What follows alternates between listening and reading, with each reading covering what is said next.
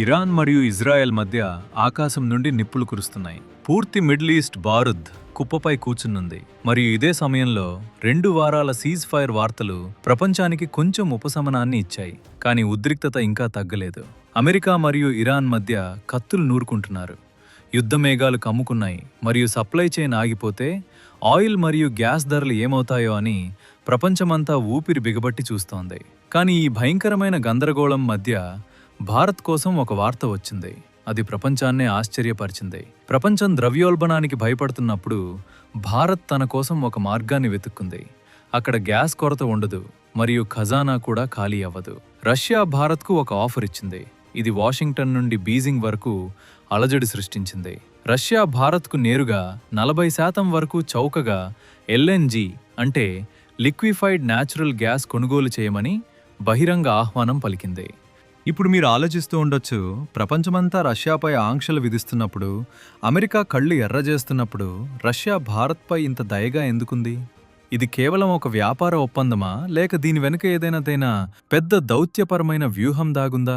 Iran మరియు America మధ్య జరుగుతున్న ఈ పోరాటంలో భారత్ తన ఇంధన భద్రత కోసం ఆడిన ఎత్తుగడ ప్రపంచంలోని పెద్ద దిగ్గజాలను ఆలోచింపజేస్తోంది.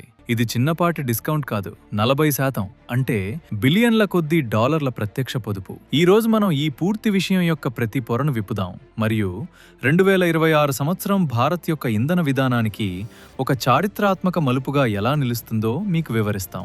ఇరాన్లో జరుగుతున్నది కేవలం ఒక ప్రాంతీయ యుద్ధం మాత్రమే కాదు, గ్లోబల్ ఎనర్జీ మార్కెట్కు అతిపెద్ద ముప్పు.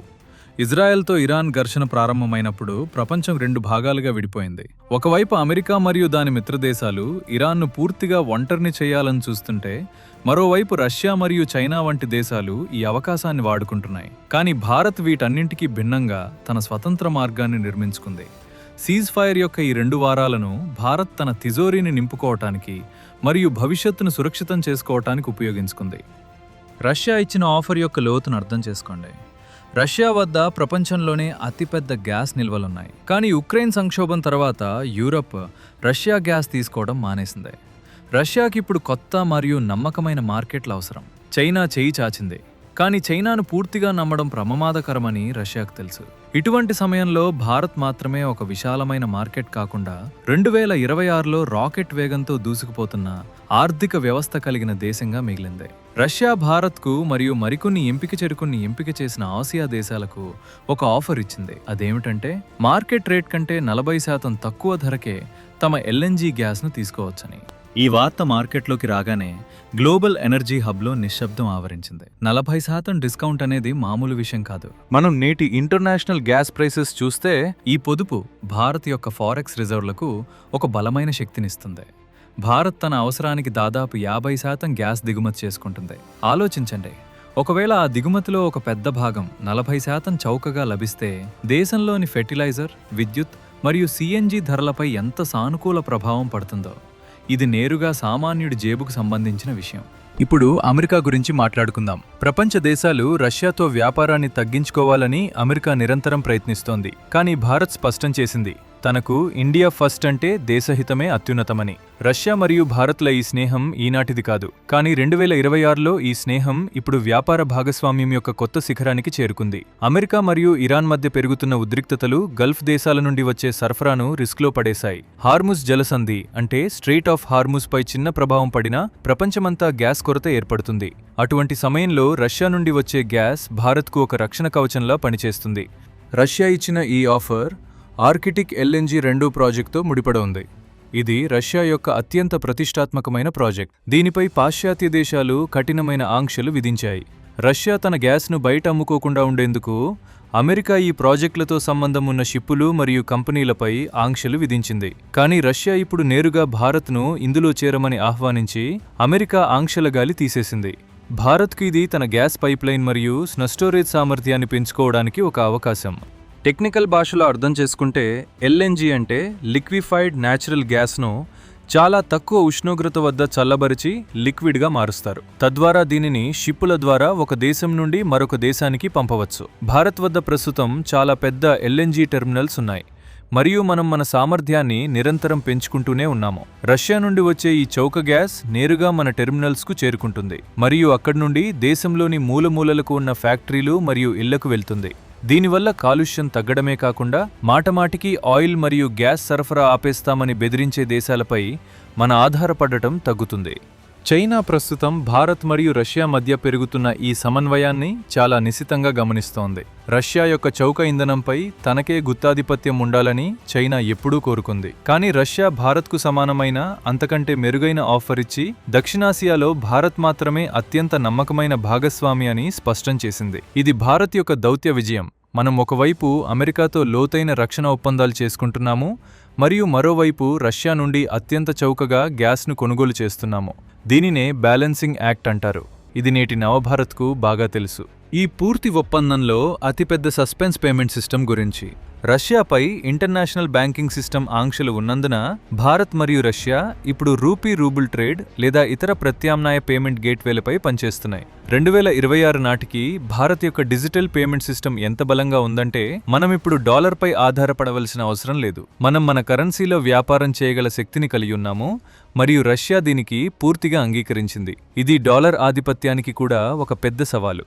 కానీ ఇదంతా అంత సులభంగా జరుగుతుందా? అమెరికా భారత్పై ఒత్తిడి తీసుకురాదా? నిజం ఏమిటంటే అమెరికాకు కూడా భారత్ అవసరం. చైనాను అడ్డుకోవడానికి భారత్ అమెరికాకు అత్యంత బలమైన భాగస్వామి. అందుకే అమెరికా భారత్కు వ్యతిరేకంగా ఏదైనా పెద్ద అడుగు వేసే ముందు 1000 సార్లు ఆలోచిస్తుంది. భారత్ తన స్థితిని చాలా స్పష్టంగా చెప్పింది. మనం మన ప్రజలకు చౌకగా విద్యుత్ మరియు చౌకగా గ్యాస్ అందించాలి. దీనికోసం మనం ఎక్కడ్నుండైనా డీల్ చేస్తాము. ఇది తన సొంత షరతులపై వ్యాపారం చేసే నిర్భయ భారత్ యొక్క గుర్తింపు. రష్యా నుండి లభించే ఈ చౌక ఎల్ఎన్జీ ప్రభావం మన పరిశ్రమలపై ఎలా ఉంటుందో ఒక ఉదాహరణతో అర్థం చేసుకోండి. భారత్ ఒక వ్యవసాయ ఆధారిత దేశం మరియు మనకు పెద్ద మొత్తంలో యూరియా మరియు ఎరువులు అవసరం. ఎరువుల ఫ్యాక్టరీలలో నేచురల్ గ్యాస్ వినియోగం ఎక్కువగా ఉంటుంది. ఒకవేళ గ్యాస్ ధర 40% తగ్గితే ఎరువుల ఉత్పత్తి వ్యయం నేరుగా పడిపోతుంది. దీని అర్థం రైతులకు చౌకగా ఎరువులు లభిస్తాయి మరియు చివరికి ఆహార పదార్థాల ధరలు కూడా నియంత్రణలో ఉంటాయి. ఇది పూర్తి దేశ ఆర్థిక వ్యవస్థకు కొత్త శక్తిని ఇచ్చే ఒక చైన్ రియాక్షన్. ఇరాన్ మరియు ఇజ్రాయెల్ యుద్ధం ఒకవేళ సుదీర్ఘకాలం కొనసాగినా భారత్ ఇప్పుడు సురక్షితంగా ఉంది. రష్యా ఇచ్చిన ఈ ఆఫర్ కేవలం కొన్ని నెలల కోసం కాదు, ఒక లాంగ్ టర్మ్ స్ట్రాటజీలో భాగం. భారత్ తన గ్యాస్ ప్రాజెక్టులలో పెట్టుబడి పెట్టాలని రష్యా కోరుకుంటోంది మరియు దానికి బదులుగా భారత్కు దశాబ్దాల పాటు చౌక ఇంధన హామీ లభిస్తుంది. ఇది ఇరువురికీ ప్రయోజనం చేకూర్చే భాగస్వామ్యం. భారత్కు ఇంధనం కావాలి మరియు రష్యాకు తన మార్కెట్ను కాపాడుకోవాలి. రష్యా యొక్క ఈ 40% డిస్కౌంట్ ఆఫర్ రష్యా ఆర్థిక వ్యవస్థను నాశనం చేస్తామన్న పాశ్చాత్య దేశాల వాదనల ముసుగును తొలగించింది. భారత్ వంటి దేశాలతో వ్యాపారం చేయడం ద్వారా రష్యా నిలదొక్కుకోవడమే కాకుండా అభివృద్ధి చెందుతోంది. ఇక భారత్కైతే ఇది బంగారానికి తావి అబ్బినటువంటి పరిస్థితి. ఒకవైపు మనకు గ్లోబల్ క్రైసిస్ సమయంలో భద్రత లభిస్తోంది మరియు మరోవైపు మన ఆర్థిక వ్యవస్థకు ఒక అద్భుతమైన బూస్ట్ లభిస్తోంది. ఈ పూర్తి కథలో మరో ఆసక్తికరమైన మలుపు ఉంది. ఆర్కిటిక్ ప్రాంతంలో గ్యాస్ అన్వేషణకు మరియు అక్కడ నుండి గ్యాస్ తీసుకురావడానికి రష్యా ఇప్పుడు భారత్కు స్పెషల్ టెక్నాలజీని కూడా షేర్ చేయడానికి సిద్ధంగా ఉంది. దీని అర్థం భవిష్యత్తులో భారత్ స్వయంగా రష్యాతో కలిసి గ్యాస్ ఉత్పత్తి చేస్తుంది.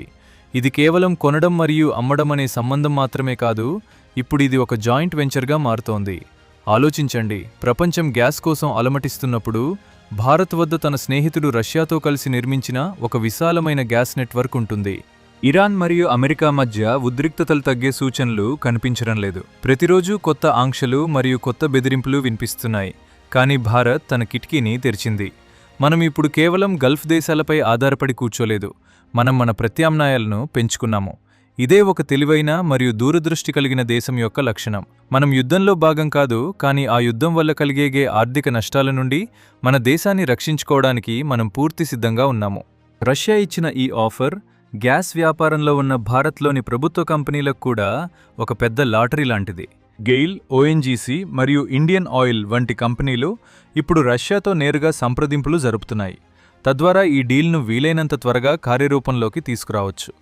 మొదటి విడత గ్యాస్ భారత్ ఆర్డర్ ఇవ్వలకు చేరుకోగానే భారత షేర్ మార్కెట్ మరియు పారిశ్రామిక రంగంలో ఒక కొత్త ఉత్సాహం రావటం మీరు చూస్తారు. చౌక ఇంధనం ఏ దేశ పురోగతికైనా ఇంజిన్ లాంటిది మరియు భారత్ ఆ ఇంజిన్లో అత్యంత చౌకైన మరియు అత్యుత్తమ ఇంధనాన్ని వేయటానికి ఏర్పాట్లు చేసుకుంది.